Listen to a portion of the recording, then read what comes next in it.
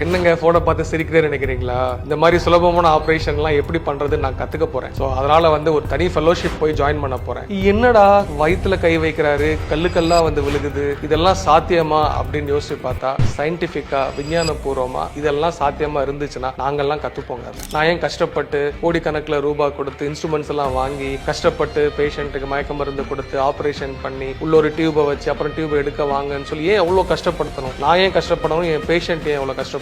இதெல்லாம் நம்புவதற்கு அரிதாக உள்ள விஷயங்கள். இதெல்லாம் மித்ஸ் அப்படின்னு சொல்றதை விட இதெல்லாம் குவாக்கரி அப்படின்னு சொல்லிக்கலாம். தைரியமா கிட்னி இங்க இருக்கு அப்படிங்கிற ஒரு உறுப்புல இருந்து வர்ற கல்ல தொப்புள் பக்கத்துல தழும்பே இல்லாம ஒரு கல்லு வெளியே விழுகிறதுன்னா அதை நம்பி நம்ம மக்கள் போய் 2000, 3000, 10,000 எல்லாம் கொடுத்து எடுக்க ட்ரை பண்ணி அதுக்கப்புறம் வலி இல்லைன்னு சொல்லி எதையுமே செக் பண்ணாம ஒரு வருஷம் கழிச்சு அந்த உறுப்பே செயலிழந்து போய் கிட்னி எடுக்கிற அளவுக்கெல்லாம் எங்க கிட்ட வந்துட்டே இருக்காங்க. இந்த மாதிரி வைத்தியங்கள் எல்லாம் பண்றதுனால இந்த நாட்டு வைத்தியம் கை வைத்தியம் எல்லாம் பொய்யா அப்படின்னு என்கிட்ட கேட்டீங்கன்னா அதெல்லாம் பொய் இல்லை. அது எல்லாமே ஒரு சயின்டிபிக் மெத்தடோட காலங்காலமா பழைய காலத்துல இருந்து ப்ரூவ் பண்ணி வந்துட்டே இருக்கிறது. நாட்டு வைத்தியம் கை வைத்தியம் உங்களுக்கு என்னென்ன வைத்தியத்தில் நம்பிக்கை இருக்கோ அதெல்லாம் பண்ணுங்க. ஆனா இந்த மாதிரி ஏமாறுதனமா போய் மாட்டிக்காதீங்க.